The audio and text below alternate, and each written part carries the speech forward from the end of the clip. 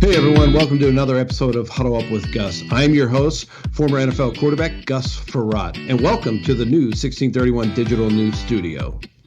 You know, some people say, no news is good news. Well, I say to those people, you've never read 1631digitalnews.com. Go to 1631digitalnews.com to get your latest news, sports, music, and entertainment. And maybe even listen to your favorite podcast, Huddle Up with Gus. Check it out today at www.1631digitalnews.com. Huddle Up with Gus is brought to you by Vegas Sports Advantage. Clients of Vegas Sports Advantage are winning big in 2021, and you can be a part of the winning too. As of June 1st, $100 bettors are up $3,700. $500 bettors are up $18,500, and $1,000 bettors are up $37,000, and $5,000 bettors are up $185,000. Become a client today by clicking the link in the description below and use promo code HUDDLEUP to take 25% off your package today, thanks to our partnership. Welcome to what surely will be a doozy of a matchup right here, sports fans. Whether your game is on the gridiron, at the diamond, or on the links, we can only say, welcome to this week's Huddle Up with Gus. 15-year NFL quarterback Gus Frerotte, passion for sports, has taken him on the field and behind the benches, playing for 7 NFL franchises with 114 TDs under his belt. Gus knows who the players are and how the games are won. It's not every day you get to hang out with an NFL quarterback, huh? Okay, sports fans, from the decked out and plush 1631 digital studios, it's kickoff time. So snap your chin straps on and get ready to huddle up with Gus. Strange variety, but again, a big play to Leslie. Awesome. Hey everyone, welcome to another episode of Huddle Up with Gus. I'm your host, 15-year NFL quarterback Gus Frerotte. I want to welcome all of you to the show. You can check me out at huddleupwithgus.com or wherever you listen to your favorite podcast. We are hosted by our great friends at Sounder FM. So you can go to Sounder FM and check them out. If you want to host a podcast, check them out. They do a great job with transcription and helping you be the most successful that you can be. I also want to thank our friends at 1631 Digital News and my team, Brian Bauman and Terry Schulman. Thank you guys so much. And also don't forget to go check our partner out at Vegas Sports Advantage. Use my code HUDDLEUP and save 25%. And hopefully you can win some cash. These guys are great at data and analytics.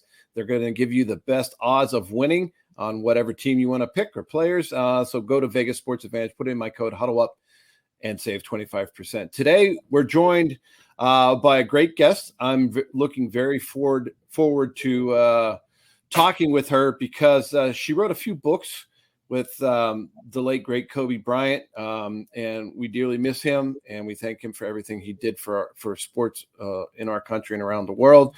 But joining us today is author and poet and former professional squash player, Annie Mathews. Annie, how are you doing? I'm doing well. I'm glad to be on the show. Thanks for having me. Oh, thanks for coming on. So, we talk a lot about how sports shapes your life, and tell us a little bit about growing up in Philadelphia and the first moment you remember falling in love with sports. Oh man, I was so young. So my memories aren't great, but I started playing tennis, and then my sister, they offered this free squash clinic, and my sister took a class, and I watched her, and I remembered thinking, I could do that. I could do that really well. And just going out there and really feeling as though everything kind of clicked. Squash is this game of like very precise angles and lines. And I think kind of the precision really appealed to me. I'm like really a perfectionist, and just kind of feeling like you were aiming for this one little tiny spot on the wall. And if you really worked hard, you could get that precise little spot. Just really appealed to all of my perfectionism. Yeah, it is. It's a very difficult game. So did you play any other sports growing up? I know you said you were in Philly and then you moved around a lot. Did you move to other places or just in Philly? We moved to lots of places in Philly, like different neighborhoods in the city and in the suburbs. It wasn't, moving to other countries or anything, but I did play a lot of sports and love them all. For me, I just love sort of the freedom involved, the like getting outside, running around, or in the case of squash, inside. And again, sort of just that practicing toward perfection, I think was really appealing to me. Like just really focusing on these kind of repetitive drills that you could do in order to get yourself closer to perfect. I just really loved being able to do that.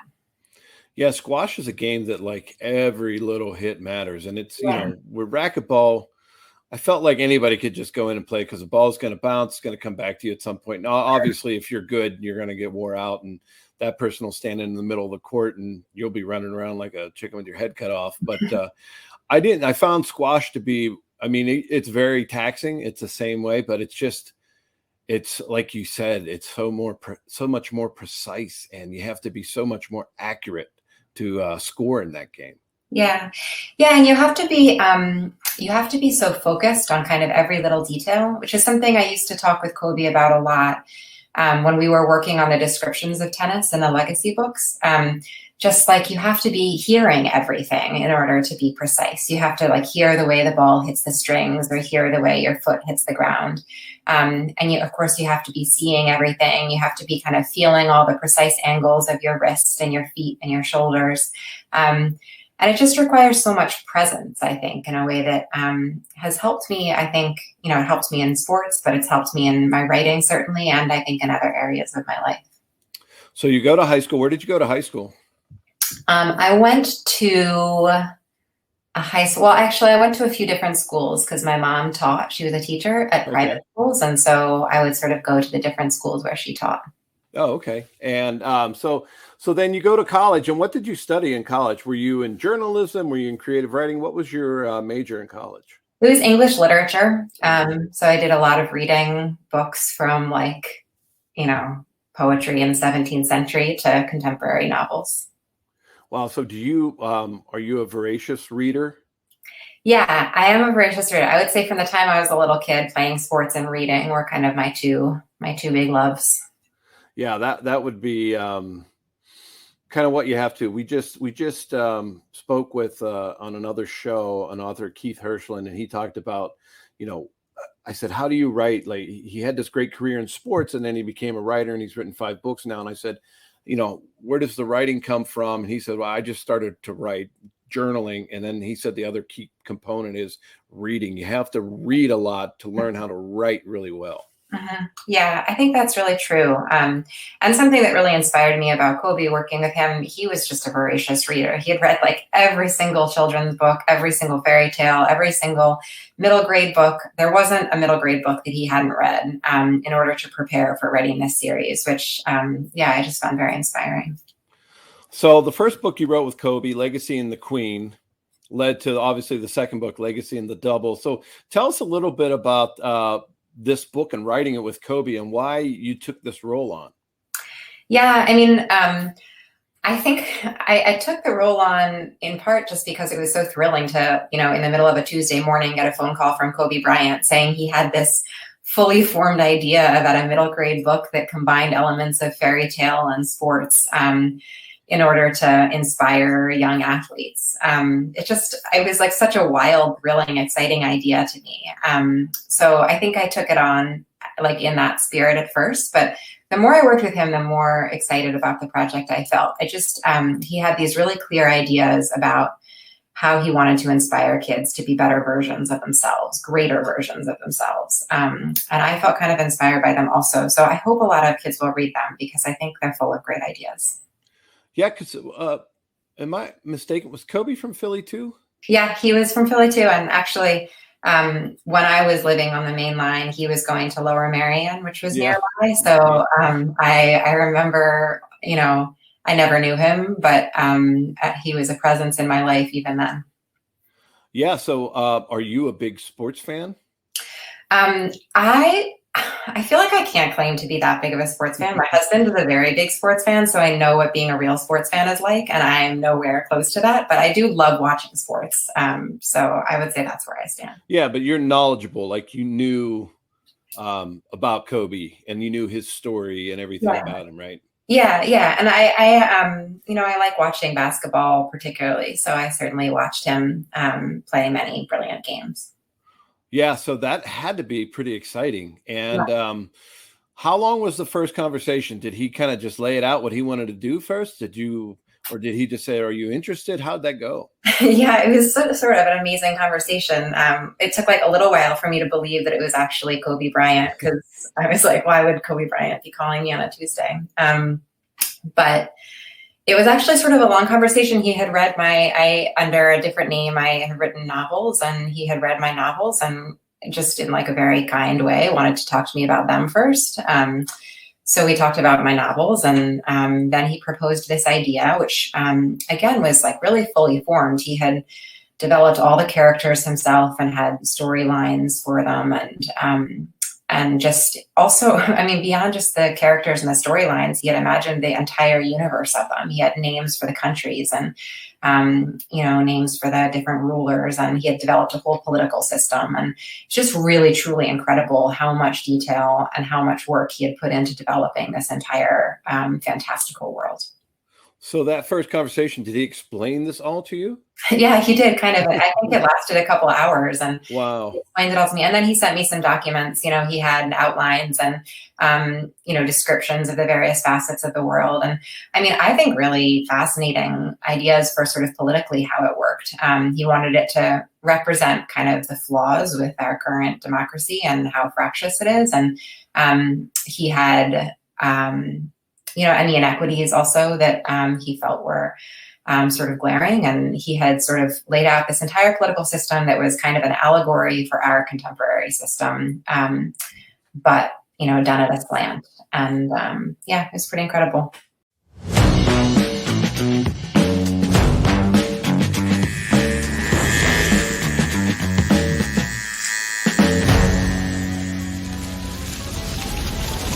Huddle Up with Gus listeners, Manscaped, they sent me, they hooked me up with a bunch of tools and formulations for their package 3.0 kit. So, I want to show you guys what's in the perfect package, right? We all think we got a perfect package, but they sent me the perfect package 3.0 kit. And I want to show you what they sent me. So it was crazy. It came in this great box, and you can see what it says. They will thank you, because they send us this awesome trimmer. They sent us, stuff that makes you smell better. And then, they sent me this great, some boxers even, which you get, right? Protect them. And then, they sent me this cool sack, I guess you want to call it, to store all your stuff in. So it's been great. Manscaped sent me a bunch of product. You can see it all on here. You can go to manscaped.com and put in the code Gus Frerotte, that's GUSFREROTTE, get 20% off and free shipping when you use that code. But you can get a kit, you can get individual items like this way cool groomer that has a little LED light, ceramic. These things come apart. They're waterproof. You can do a lot with them. So, Manscaped is great. It's funny. I remember when I was playing with the Denver Broncos, and I'm not going to mention any names, but there was a gentleman who was playing on our team. And, if he ever hears the story, he'll know exactly what I'm talking about. But he brought his own clippers in one time, and he used it to trim his beard up and his goatee and everything. And he had them there for about 2 or 3 weeks. And he goes in around the corner, he walks in, and there's another player that is actually manscaping with his beard trimmer. So, one of the things is you don't want to use the same trimmer down there that you use up here. So he kind of freaked out a little bit, and he said, "Hey, how long have you been using that tool there?" And he said, "Well, it showed up here about 3 weeks ago, and I've been using it ever since." So, there's a lesson learned that, don't leave things out. And probably if it would have just said Manscaped on it, we wouldn't have had that issue. But it's probably one of the funniest taking care of your balls stories I've ever heard or been around in the locker room in the NFL. So it's a great story. But, I always said, there was no way to know. There was no name on it, and the guy was just using it, and another guy was using it. It was not good, but it's a heck of a funny story. So one of the best I've ever heard in my 15 years playing in the league.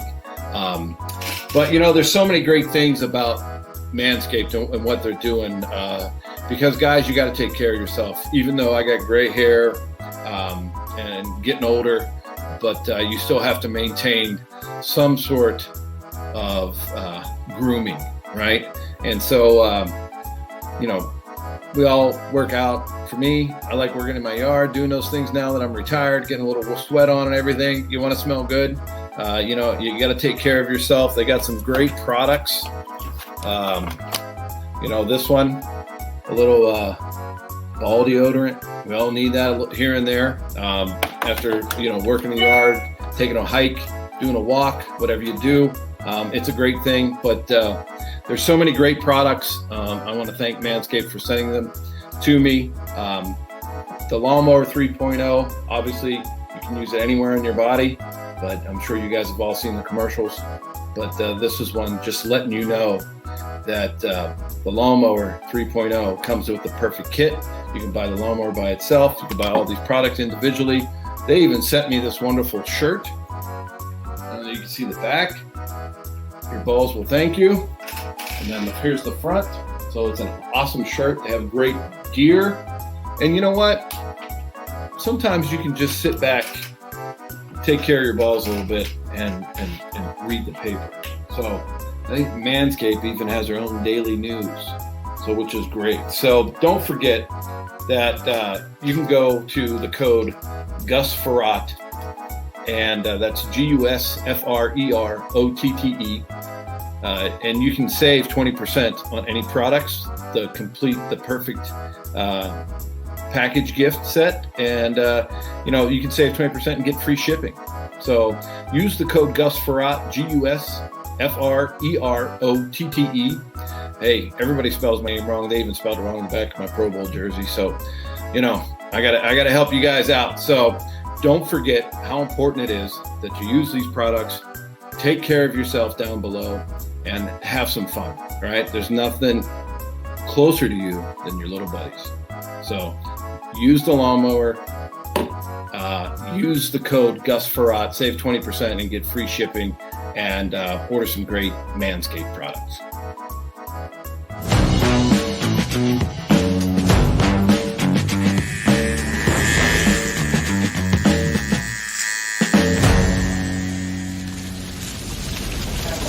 Yeah, I think that, you know, knowing about him, and I knew how passionate he was, obviously to be that great, you have to be super, like, I think it's exactly what you said in the beginning about playing squash or why you loved it.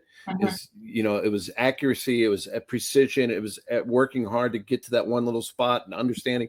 He knew that about basketball, right? That was him in and out. And to know that he did the same thing when it came to kind of writing this middle-aged book, this middle grade novel, it doesn't surprise me. Yeah. You know, really. Yeah, I know. I think I realize now that it shouldn't have surprised me. I think it did surprise me in a little bit in the beginning, because it's just hard to imagine someone having energy to do that in two different realms. You know, like you spend so much energy getting to the heights where he was in basketball, and then to, you know, start all over again in this new realm. It's incredible. I can't think of that many people in the history of the world who have done it, you know, but it really, he just had that much energy, I think. Did he tell you, like, when he started to really think about this? Was he still playing? Was it after he retired? He told me he had been starting to think about it while he was still playing. And I can only imagine that he was, because he had done so much work and these ideas were so developed. And I started working with him, I think, only a year after he had retired. So I can only imagine that it was the product of, like, really years of thought on his part. Yeah, I couldn't imagine that had to be pretty exciting. And to take all this, and I think he has daughters, and I understand that you know how that is when you have daughters. You want to think of a better world for them. How can I help them through this? And was some of that thinking going into what Kobe was doing? Yeah, absolutely. It was, the main character of Legacy, of course, is Legacy, who is a girl, and she's trying to figure out how to be the greatest version of herself in the world of sports. And for him, that involved accepting all the different aspects of herself. So the aspects of herself that were easy to accept, like the fact that she's loving and kind and generous, but also the aspects of herself that are harder to accept, like the fact that she's ambitious and she gets really angry and she feels selfish and she is driven. And I think for me, as a girl growing up playing sports, there was always this really tough conflict between how I thought girls were meant to behave, which is like nice and apologetic and generous, and then how I saw the great athletes behaving, which is driven and focused on themselves and sometimes angry and full of passion. And I think his message, which was really about like connecting to all the different versions of yourself in order to become the greatest, biggest, most vibrant version of yourself.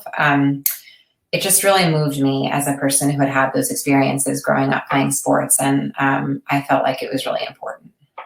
Yeah, I feel like Kobe really wanted to help everyone in different ways. I think he had a whole camp and clinics he did, and he built like gyms and things like that. And obviously doing this, his legacy was growing exponentially, like not just in one realm, like you said, but in different areas. And it's amazing to see how he would expand, because not all of us athletes have that ability to do those types of things. Yeah. But that was amazing. And so when you're working with somebody like that, is it bouncing off a lot of ideas? Are you listening, or how does that give and take go with him? That's a really interesting question. There was a lot of give and take. He really wanted me to feel empowered as a collaborator and not just, listen to his ideas and take them. So I did do a lot of pushing back on ideas that I didn't think would work as well on the page. But it was just really a very vibrant exchange, I think is the best way I can describe it. There were years in the process where I was texting with him all day, about ideas that he had about the story. And, on a Saturday, I'd be at IKEA with my husband and he would tell me about an idea for Legacy. And he just, he was nonstop. He was just so determined and full of energy. Yeah. That is amazing, because that sounds like what he would do. You're trying to be normal. I'm going to IKEA, Lowe's, whatever, and Kobe Bryant's texting me and saying, "Hey, I got this great idea. We should do this." And so, are you writing notes when you're in those stores, or what are you doing? Yeah, I had to have a very vivid memory of sitting down in the middle of the kitchenware section of IKEA to start taking notes, because he just really wanted to finish, and my husband wanted to murder me because I dragged him to IKEA. But endless store. I took a lot of notes. There was a lot of kind of transcribing texts onto my emails. And and he would sort of send me, he also had this team of artists working on visual representations of the world. So he would send me these beautiful visual representations sometimes to inspire me. He had all these, he hired a historian at one point to tell me about the government of ancient Rome, because he wanted to pull on some of the punishments that they used and the intimidating tactics that they used. And, he paid for me to go to Florence because he wanted the world to be inspired by Florence, and I'd never been. So he sent me to Florence, and he just he wanted this to be the best that it could be. And he wanted to stop at nothing to get there. Right. So he gave you all these incredible ideas. He had all the kind of thoughts of what it was, but you basically did the writing. And would you just write and then send it to him and say, and he would kind of redline it, or how would that work for you? Yeah, exactly. He read every draft and had a ton of notes in every draft. And there were times when I was enough notes. But he just, he was a perfectionist, and he wanted it to be right. And generally, even in the moments when I was kind of reluctant to revise again, now I'm glad I did, because I think he was right. So. Right. Okay. And then when his accident happens, it was devastating for everyone in the country, in the world, in the basketball community. And that had to be so hard for you. Yeah, I mean, I can't imagine what it was like for his family. So it's hard for me to talk about what it was like for me because it was a bigger loss for his family. But it was really hard. He meant a lot to me, and I was really inspired by him. So it was just a terrible loss. It is, and I thoughts and prayers go out to his family, obviously, and that is hard when somebody like that. But you spent a lot of time when you're doing these passion projects like he's doing, right? He's writing this for his girls. He's writing it to help other kids to figure out their dreams and don't let anything stop you. You probably really got connected to him in a way a lot of people don't. Yeah. I mean, I do. I think about him all the time. I think there aren't really many days that pass that I don't think about him. I just wish he were still around because I think he was doing great things, and I loved being able to talk to him about books and art and the history of Rome. And I just, I miss him. Yeah, I'm so sorry, and I just think that this is so interesting because people love the behind the scenes things about everyone, right? We knew him out in the forefront when he played in front of millions on TV, the great basketball star. You knew him and his other side, which is amazing. And thank you for sharing that with us. And I think that gives us the insight to what made him great. It wasn't just basketball. And I think that's why these books were so important for him to tell the story of. Yeah. I mean, certainly it wasn't just basketball, but I also feel as though in basketball you saw everything that made him so great, like that precision, that drive, that passion, that real desire to change things. He changed the sport of basketball, and I think he wanted to change the world, and he wanted to change the lives of young girls playing sports, and he had a lot of desire to make things better. So why did he pick tennis? Like, did he have the tennis whole theme picked out before he met you, or was that after he talked with you? Yeah, no, that he had picked out the tennis before he talked to me. He took tennis lessons, so I know he liked tennis. He liked to play himself, and I also think he loved to watch. He was a big fan of a lot of tennis players like Naomi Osaka and Serena Williams, and he talked about them. And I think he was close with them also. So they were women who inspired him, and I think he was excited to kind of draw some of that into the book.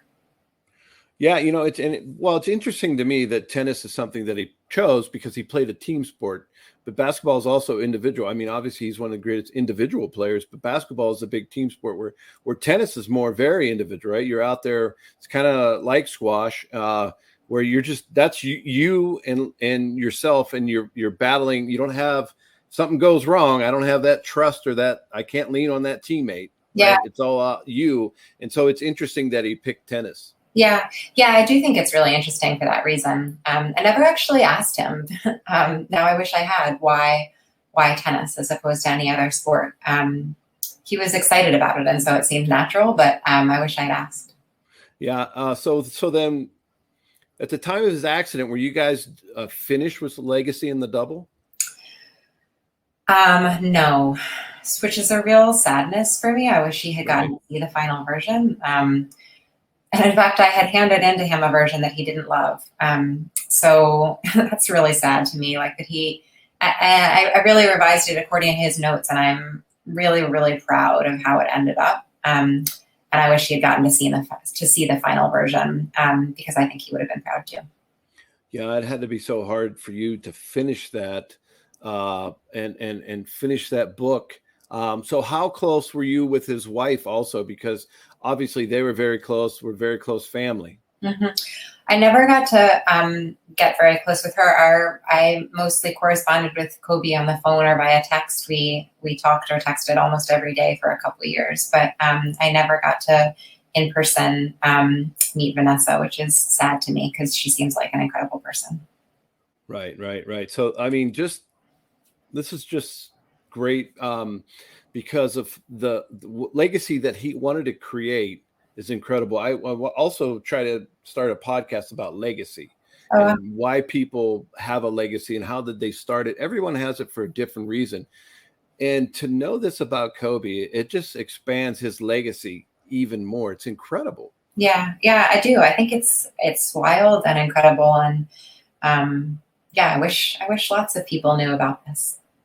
So when you finish the book, you rewrite it. Who was the person? Like, did you just say, okay, this is it, I know it? Or who was that person that kind of helped you, said, okay, I think this is exactly what he would want? Yeah, we worked with an editor also. So the three of us worked together really closely on everything. The editor is named Abby Ranger. She's a really brilliant editor who lives in Oregon, actually. But so she was the one who saw the final version. And that was a big comfort, because I know that she and Kobe were really on the same page about their vision for the book. So at least I could show it to another person who had been involved in the process. Right. Yeah, no, that is great, because speaking with other authors that I've interviewed before, there's always those people that when you write a book or a novel, nonfiction, fiction, whatever it is, there's that person that you let read first. Mm-hmm. Right? Like Keith Hersham was like, my youngest son is, that's the one who will be most honest with me. Yeah. Right? Yeah. And there's always those people. Do you when you write, is there that one person that you kind of lean on? Yeah. And actually, I should say also Vanessa looked at every draft after Kobe's accident.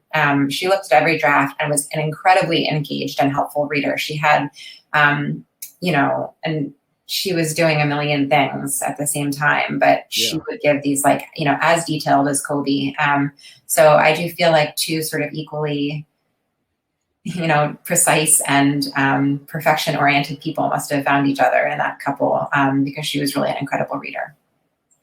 Yeah, and I think, so how do you feel this book is going to help children? Yeah. And I should say, Gus, I'm so sorry, but I have a call at 3 that I have to be on. Okay. So I should go in a couple minutes, but I hope this book will help young children, figure out how to be competitors, and embrace all the aspects of themselves that will really help them thrive as competitors in the world, whether that's in sports or any other area. The book's about a girl who is coming into herself and learning how to compete, learning how to withstand pressure, learning how to sort of move through burnout. And I think those are all just really important lessons for young kids to learn. Yeah, so please tell all of our fans and our audience how they can get the book and maybe where they can go to find it. Yeah, it's on Amazon, and even better, if you go to your local bookstore or call your local bookstore, you can request it and they can get it for you in a few days. And I think it's a great book. I think it's beautiful. I just got my final copy in the mail the other day, and I think it's a lovely representation of this incredible world that Kobe invented. Well, yeah, thank you, Annie, for joining us on Huddle Up with Gus. I appreciate you sharing so much. And I'm sure it's still hard for you to talk about, but thank you for being so gracious with your time. And everyone needs to go out. If you have kids, grandkids, you're an uncle or an aunt, go get Legacy and the Double. Go get Legacy and the Queen. Give them to your kids. Let them understand how to be a competitor in life and in sports. So thank you very much, Annie, for sharing your story and Kobe's story on these great books with us. Well, thank you so much for having me, Gus. It's really been fun to talk to you about the projects and Kobe, and it's been a pleasure. All right. Thank you, everyone. This has been another episode of Huddle Up with Gus. I appreciate all of you listening. I want to thank Annie Mathews. She co-wrote, she helped Kobe Bryant, who had this incredible imagination to create this world that helps kids understand it in the way that we all would like to understand the world. I think he did an incredible job. Annie did an incredible job helping with these books. And go out to Amazon, get Legacy and the Queen and Legacy and the Double, and really enjoy it. Thank you very much, Annie. And we'll see everyone next time on Huddle Up with Gus. And that's a wrap, sports fans. Thanks for joining in the fun at the 1631 Digital Studios for another action-packed Huddle Up with Gus, featuring 15-year NFL quarterback Gus Frerotte. Huddle Up with Gus is proudly produced by 1631 Digital Media and is available on Apple Music.